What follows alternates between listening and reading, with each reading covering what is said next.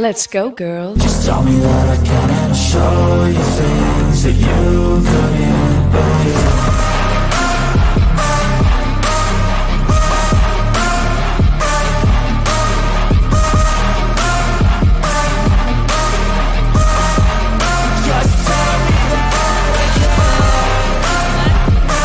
It's Women Talking Football, or WTF for short. Of course, never ever to be confused with WFT. Don't do it. Don't do it. We are the women, a pair of producers here running the ship. I am Mallory Hartley, associate producer here at Dave Campbell's Texas Football and Dave Campbell's Texan Live, once again in the hostess's chair. And sitting directly across from me, I am staring right at her. She's turning the dials, making sure you can hear me and see me and hear her and see her. It's the executive producer of this place. It's AP. It's Ashley Pickle. This place is like a really good way to describe it. Welcome to our I abode. thought you would like that. I thought you liked that. You do run the ship here. I'm not gonna lie. I try to keep things on the track, but I've always said about this place that if the train has never been on the tracks, then it's not possible for the train to fall off. You're just never on the tracks. You're right. I like that a lot. That's really good. That's really, really good. If we seem a bit distracted, we got the PGA Championship on the golf on the TV over here. Yeah, for those of you that don't know, I am freshly into the golf scene here. Let's go! I broke her down. Co-host over there. She actually, thank you by the way, gave me her old clubs. So now we go out. Sometimes we go play 9, sometimes we play the full 18, but we sometimes go after work and hit a couple balls just for fun. Yeah, it giving Mallory my clubs gave me an excuse to finally make my big girl purchase into like good clubs. Because being honest, it's funny on Women Talking Football. Women's clubs are too short for me. I'm very long and lanky, if y'all can't tell. And so the difference between, we're going straight golf talk now. The difference between men's and women's clubs is a full inch, and I'm about a half an inch too long. So I actually have to use men's senior clubs, which the president of our company, Adam, I make fun of him for being old all the time. He's not old. Like, he's really not old, but we call him Grandpa, and he was like, oh, old man clubs, huh? Oh, how the turntables have turned. Have turned. Yes, that's funny. It's been a journey. It's been a lot of fun, but she gave me her old clubs because I am very short, and her clubs fit me perfectly. Yeah. So you can actually use women's golf clubs, I can actually use unlike women's myself. golf clubs, unlike you. But yeah, so that's why we're watching that on the TV right now. So if we seem a bit distracted, that's why. We are an internet show. We're here every Thursday at 2 p.m. talking football, sometimes basketball, whatever, around the Lone Star State. And sometimes, every once in a while, we will talk golf with you. This is episode 39 of Women Talking Football. Can't believe it. Already 39 episodes of this thing. Next week will be 40. Over the hill we go. That's almost 40 hours of us talking together. Think about that. Poor people. No one signed up for this. Anyways, on today's show, friends, we are continuing to look at the Texas high school football history record books, and we're going to look at the all-time leading rushing leaders. Last week we looked at passing leaders. This week we're going to look more at the running back's helm. Run the damn ball. Run the damn ball, that's for sure. Then in the back of the show, we had a lovely conversation with the new Cy-Fair Independent School District Athletic Director, Miss Virginia Flores. She is a busy, busy lady, so we had to kind of work around her schedule here and getting her on the show, but we're super, super excited to show you kind of what we talked about with her. So stick around in the back half of the show to hear from her. All right. Like I just mentioned, last week we looked at the Texas high school football passing leaders. And this week we're focusing on, like you said, running the damn ball. Run the damn ball. ball. Rushing leaders in the Texas high school football history books. Now, I actually already said the term, but you brought up a really good point earlier today. And actually, I had this on the graphic. We are trying to avoid the term running backs because we don't know for sure that any one of these players on this list was actually classified technically as a running back. I mean, hell, they could have been classified as a fullback, a halfback, a tailback, whatever you name it. we just don't want to get yelled at if they weren't actually classified as running backs. So we're going to stay away from that term and just call it rushing leaders in the history books. Well, to be fair, I mean, and yes, we could go back and like look specifically what the coaches had listed on some of these stuff, and like, I mean, foreshadowing, Cedric Benson's on this list. Cedric Benson's a running back. We get that point. But the other side of it, in recent years, we've had quite a few. I don't think any of them on this list in particular, but we've had quite a few of the rushing leaders in just the regular seasons. The past couple of years been like quarterbacks. Like they're a dual threat quarterback. And like, tell me that Terry Bussey doesn't have a ridiculous amount of yards, and it's like he's a quarterback, and a defensive back, and you could put him on the line, and he might coach the team. You know, like he's probably the cheerleader as well. Yeah, he just probably does the it all. Placeholder, the long snapper. So yeah, in recent years, there's been a lot of quarterbacks that are just dual threats that can also do that. Exactly. So it was easier to call it rushing legends. Yeah. So that's our reasoning for that. All right, let's go ahead and start off with career rushing yards. And first up on this list from 1950 to 1953, Kenneth Hall from Sugarland High School, which is now Fort Bend, is it Dulles? Dulles High School. Now Sugarland High School, and it was Cypress something combined it back in the day. Shoot. I can't remember. I looked it up yesterday. Yeah, they combined it back in the day to now make Fort Bend Dulles High School. So that's what that logo is right there. There is not a Sugarland High School logo. So we went ahead and went with the Dulles High School logo. But it was Kenneth Hall. Oh, combined with Missouri City High School. Missouri City, that's right. Yeah, Missouri City and Sugarland in 1959 merged to create Dulles, which then Sugarland ISD and Missouri City Independent ISD combined to make Fort Bend ISD. So that's right. That's how that happened. You're right. Yes. So anyway, Kenneth Hall, 11,232 rushing yards in 4 seasons. That's just mind-boggling to me. Well, and the fact that rushing, like, that's lasted that long. Like we talked about last week with the passing game, how everything was recent. I mean, the furthest back we went was when Graham Harrell was there in the early aughts. But like other than that, it was basically 16, 17 forward. Exactly. Now you see it's one thing to have, there's a lot of 2011s and even a 2020 there, but to still be the top spot from 1953, goodness. Right. That's super impressive. Next up, Jonathan Gray from Aledo, 2008 to 2011. He racked up 10,889 yards. It's just funny to say it because it's like, really, dude? Yeah. That's insane. That's an insane amount. Strap 10K. Can you imagine actually running that much too? You know? I can't. My heart would have failed by through people. You're not just running. It's not just a track. Oh, right. You're also trying to make sure you don't drop the ball at any point in time. I don't know. Survive. Correct. Yeah, just survive. Jonathan Gray of Aledo High School. Moving on down, Traylon Sheed of Cayuga High School back in 2006 to 2009. He put up 10,292, so he's a part of the 10K club. Trevor Spites of McAllen Memorial from 2012 to 2015. He racked up 9,868, so he almost made it to that 10K club. Corey Kyle of Seagraves back in 2012 to 2015. He put up 9,561 yards. Moving right on down, Wes Danaher, actually the son of legendary coach Phil Danaher. They're at Cal Allen. Back in 1992 to 1995, he racked up 8,855. Moving down, Rodney Thomas of Groveton. Back in 1987 to 1990, he put up 8,439.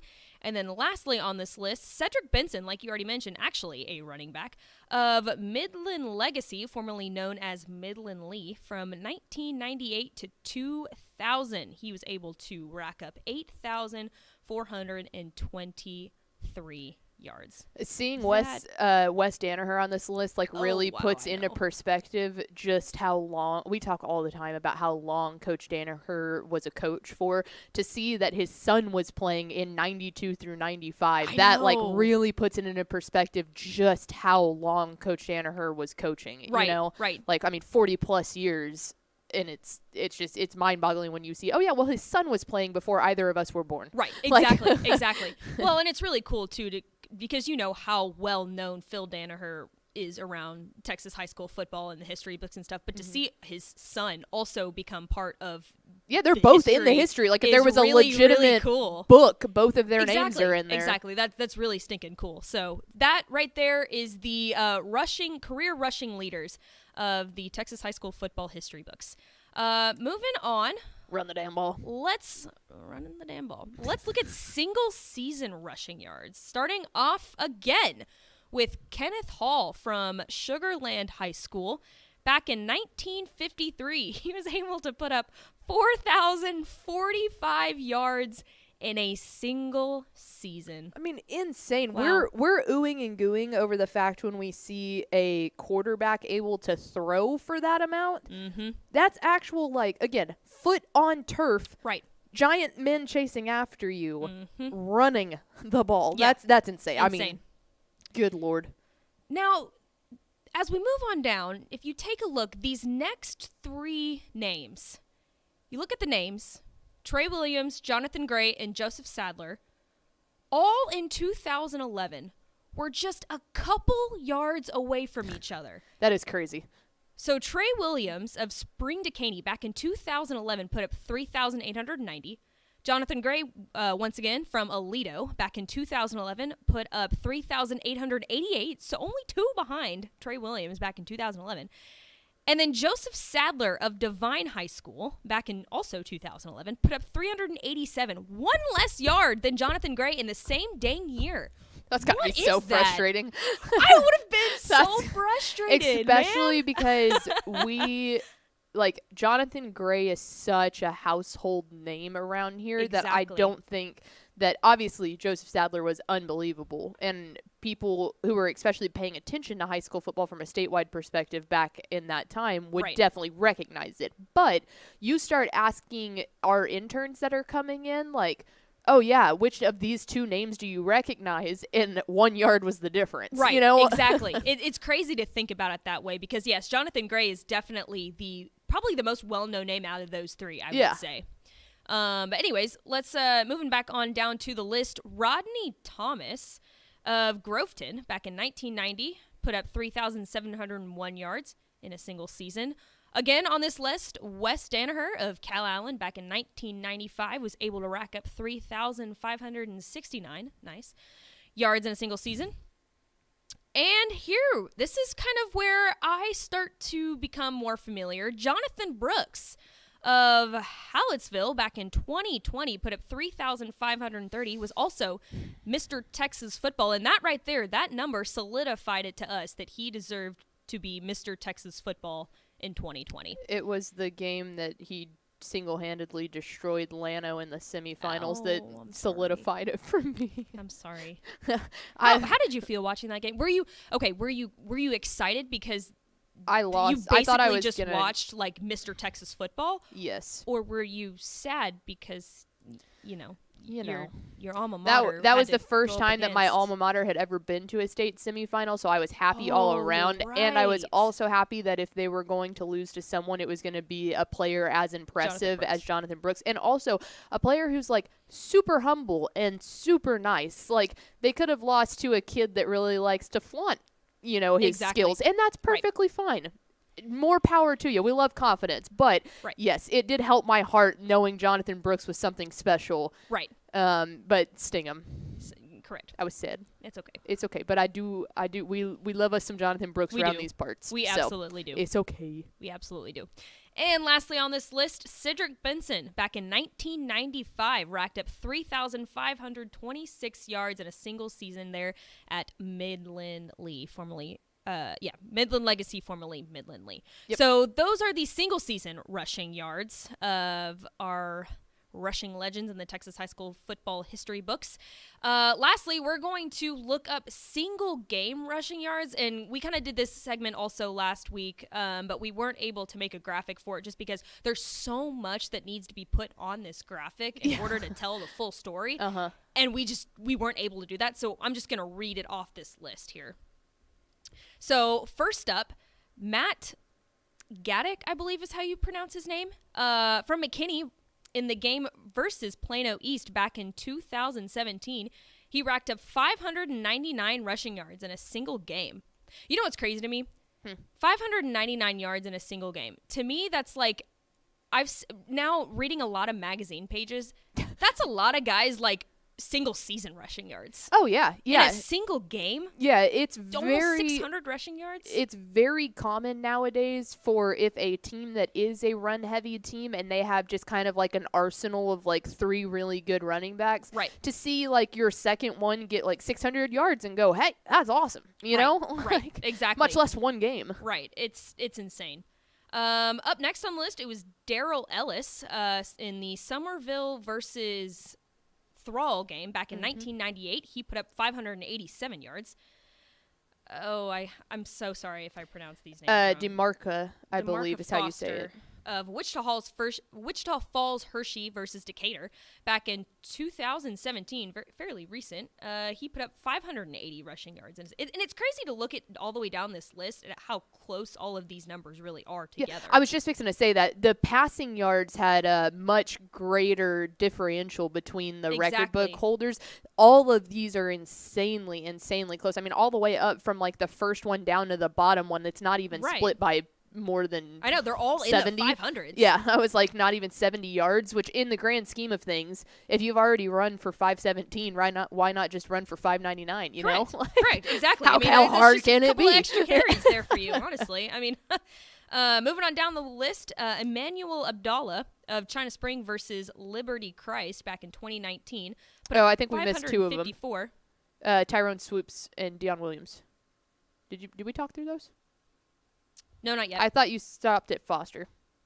I did, and then it's Emmanuel Abdallah, and then Deion Williams, and then Tyrone Swoops. Oh, we're looking at 2 different lists. Well, this is interesting. Are we? Yeah. Should I just keep going? Yeah, keep going. Here's my list. Deion Williams of Katie Morton Ranch versus Katie Taylor back in 2012. 547. Are you sure we're looking at the same list? Mm-hmm. And then Tyrone Swoops, White Wright versus Tom Bean in 2011, 540. Justin Twine of Hemp Hill versus West Sabine in 2011, 534 yards. And then to round it all out, another Cedric Battle of Wichita Falls Hershey, another Wichita Falls Hershey I was just going to say, that's what's crazy, is there's 2 of them. Burnett. I know. Back in 2014, 531 rushing yards. That's crazy. Schmale.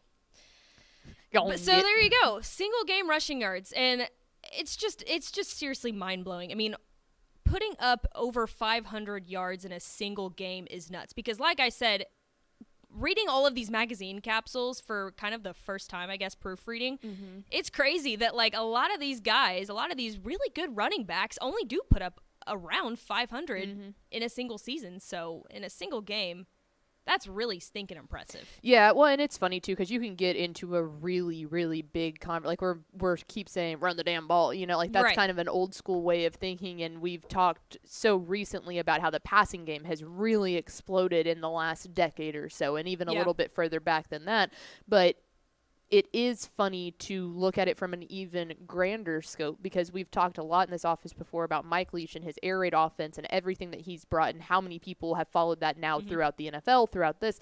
But you go back and you think about some of the most recent ones of like Jadon Blue opting to not play his senior year because he didn't want to put all that mileage on him. Because if you're a legit NFL prospect, how long is your shelf life? Like, we've seen that in the NFL now. Running backs have could have 5 really good years in them, and then it's done. So it's just crazy to kind of see how the mindset has shifted. And I'm not saying that it's right one way or the other. I think that's totally willing to be debated.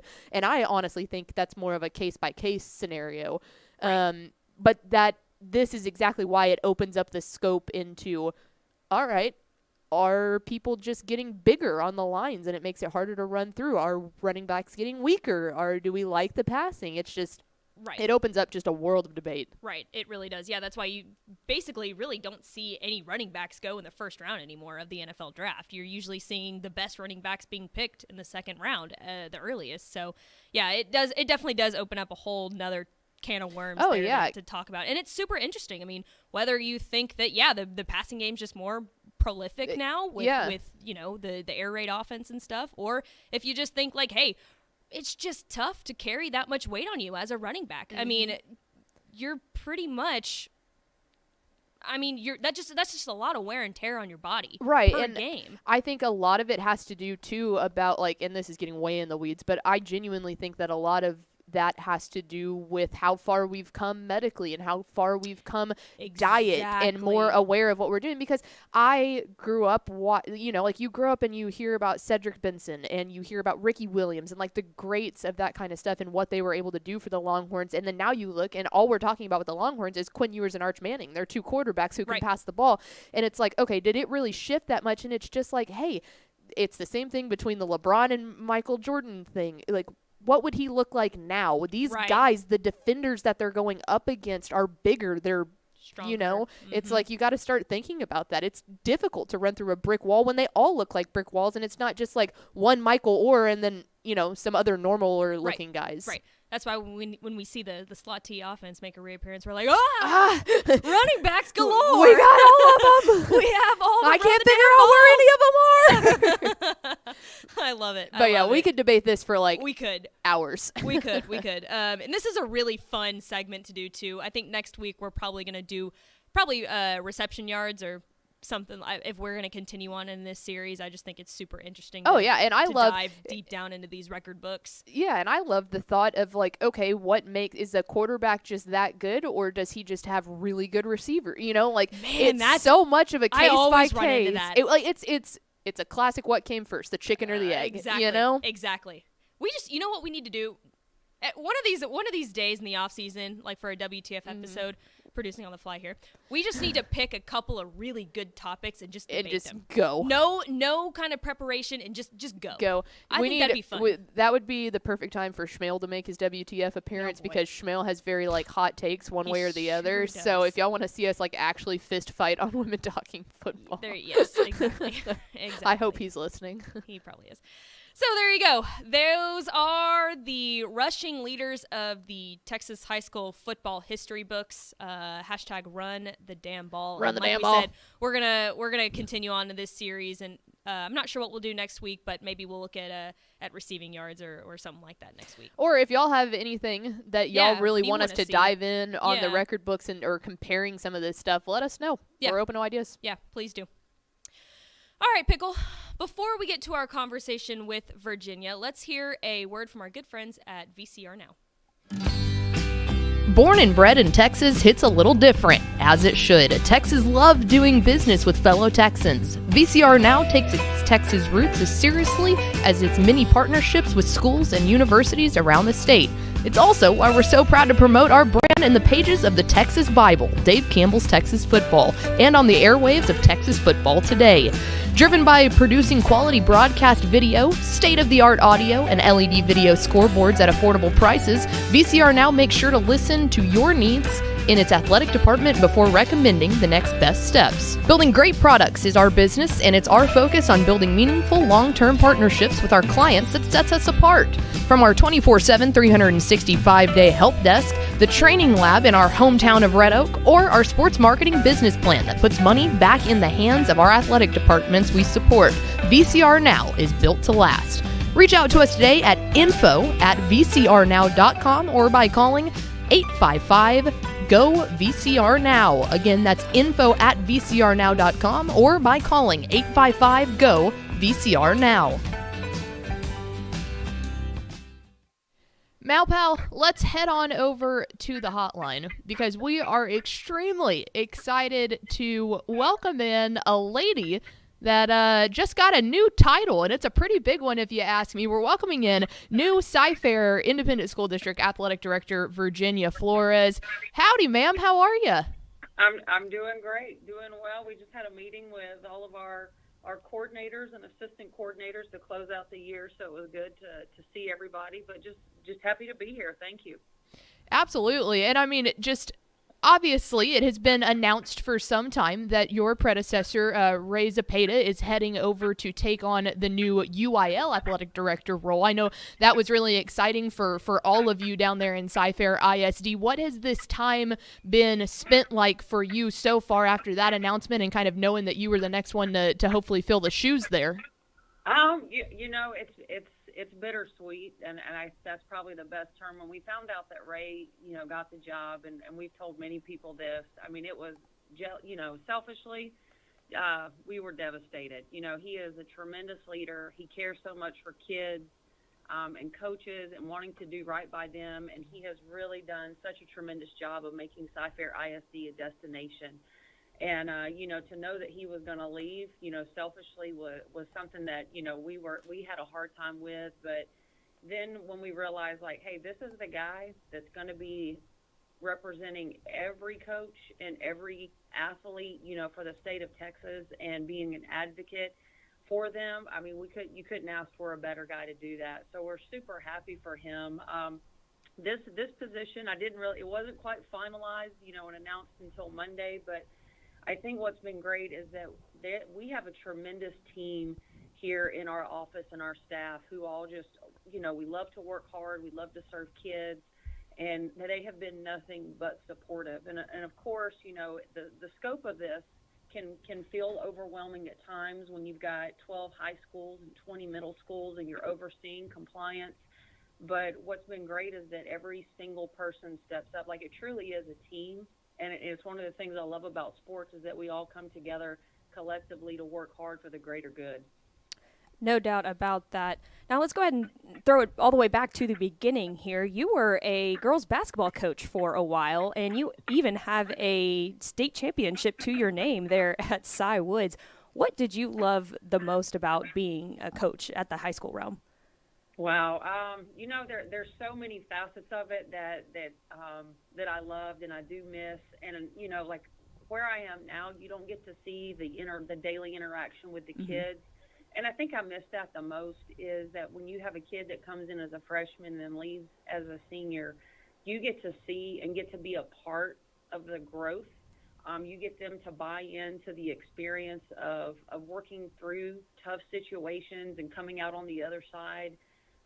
So I miss that, the collegial part of it, getting with the other coaches and talking shop and the X's and the O's. This weekend is the TABC clinic in San Antonio, and my husband is, he coaches over at Cypress Falls. And I'm, a little jealous because I know they're going over there to get some great, they're going to get some great info. They're going to be able to talk with other coaches, about best practices. And I miss that part of it, but I do miss the kids. And so what's nice about the job where I am now is that I get to go out and see these kids perform, at all levels. And I think that's what's been great is it's not just relegated to basketball anymore. I get to see all of our kids compete. We've got softball this weekend in the regional semifinals. We got two teams, Bridgeland and Langham Creek. We still got baseball with Cy Woods. And so just being able to see these kids and coaches do what they do on the daily is very rewarding. So I'm interested to get your take on this because we've talked to a couple of coaches turned either administrator in the more academic realm, more administrator obviously in what you're doing in the athletics realm. Obviously all of those bleed over together. But when you decided to kind of hang up that coaching hat and take a different opportunity, whether that be principal then on to athletic director, a lot of people that we hear say that is, yes, I can absolutely impact the team that I was coaching, but I felt moved to go take a larger role in the scope of I could help all of those kids. And you're not only helping one school, I mean, you're helping 13 different schools. How gratifying is that for you to be able to know that you're able to touch that many more lives in this new role? I think that's the hope, right? Like that's kind of what you walk into, and that's what you're hoping, because you realize, and I think people, in leadership positions realize it's not the idea that you're there to oversee or even to lead, like, and I know it gets overused, but it really is about like now you have the opportunity, and that's what it is, to serve so many more people. And I really think that that's what our life is all about, and I don't care what profession you're in. Part of our job as humans is to be able to serve others and to do that with gratitude, to be positive, and to be able to do it in this realm is very gratifying, to be able to support coaches as they try to help kids grow, to be able to support kids, to be able to support parents at the community level. It's something that it makes it easy to come to work every day. I'll say that. And like you said, your husband coaches in this system. And to my understanding, you have 2 little kiddos that are actually involved in athletics in the Cy-Fair ISD athletics system. How cool is it to watch them kind of go through this athletics department, the one that you're the head of? And do you have to kind of be impartial to the teams that are playing? That's a good question. I'll tell you this. Getting to my sons first, my husband does a tremendous job. They won a state championship as well in 2017. Does a great job with his program. My son's over there with him and played on the JV level for his other coaches. And I was just telling our coordinators and assistant coordinators today in our meeting, I really, really appreciate the village that I live in, that I have other people and coaches in particular who are helping me raise my sons. I don't think we can do that in a vacuum, and I think we've gotten away from that. And I trust implicitly these coaches that are pouring into my kids on the daily because I know how much they love them. And I know what they really want for them in the end is the absolute best. Like, they're going to push them. They want them to be the best academically. They want them to be good citizens.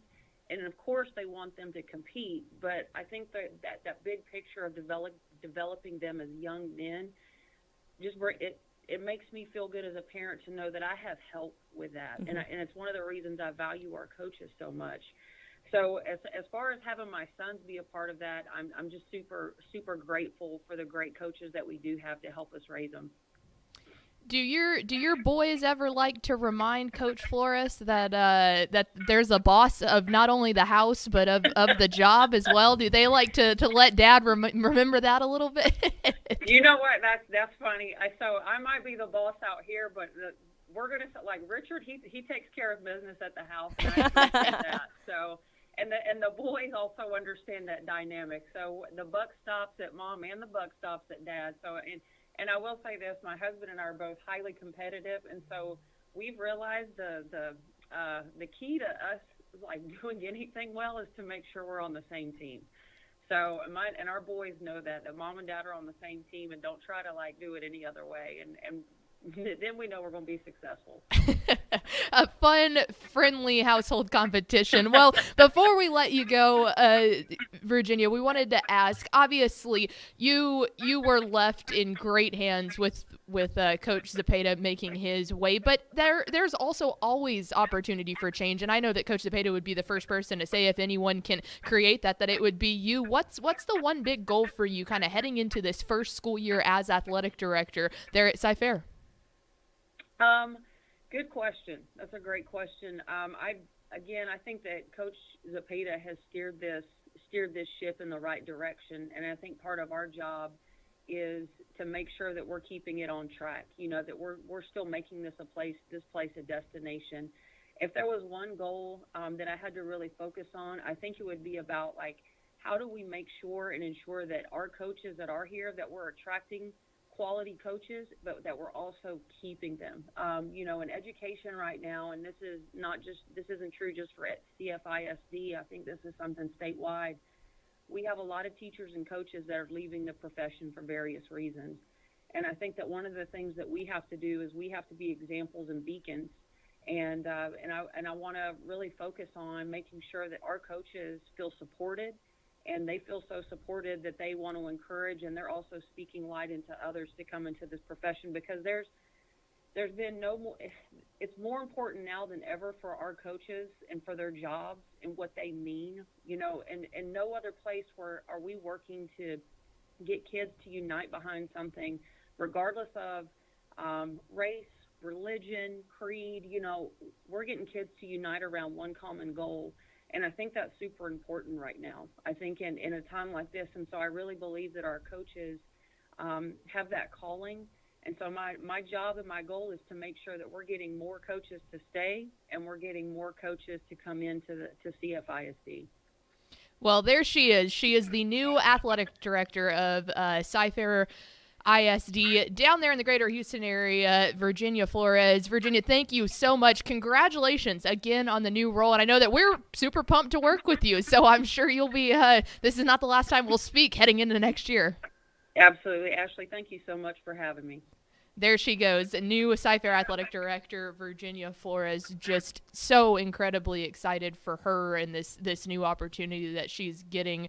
It's always interesting for me to sit there and kind of talk about, I grew up in a one-horse town.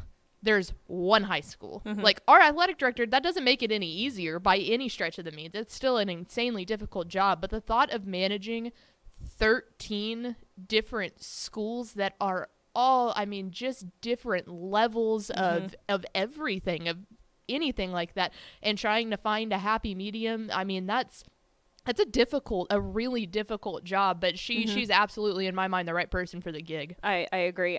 Even just from my perspective of growing up in a Multi-school town district that has 6 or 7 almost 6A high schools, I always remember being at these athletic banquets, and sometimes the athletic director would show up, of all of Arlington ISD. And it's just like, how do you make time to do that when you have all of these other, not only high schools, but junior highs and all these different elementary schools to kind of keep up with? It's a tough job, but I definitely agree that Virginia Flores is absolutely the right woman to take over this new role. Yeah, super, super excited for her, and I think all of Cy-Fair ISD is incredibly excited for her to take this new leadership position, so we appreciate her hopping on with us. All right, well, that'll do it for us. Do you have any final thoughts here? I don't think so. All right, Thoughtless Mallory in the house. No, man, we're at that point of the year, so I don't blame you. But we will be here every single Thursday at 2 for the remainder of the summer. Don't think that you're getting rid of us just yet. We'll be back next week, I believe. It is the day before we send the magazine to press, keep up with our Twitter pages just to make sure of that, but we should be back hopefully next Thursday and then every Thursday after that. So appreciate our guest, Virginia Flores, hopping on, and we will see you most likely next week on Women Talking Football.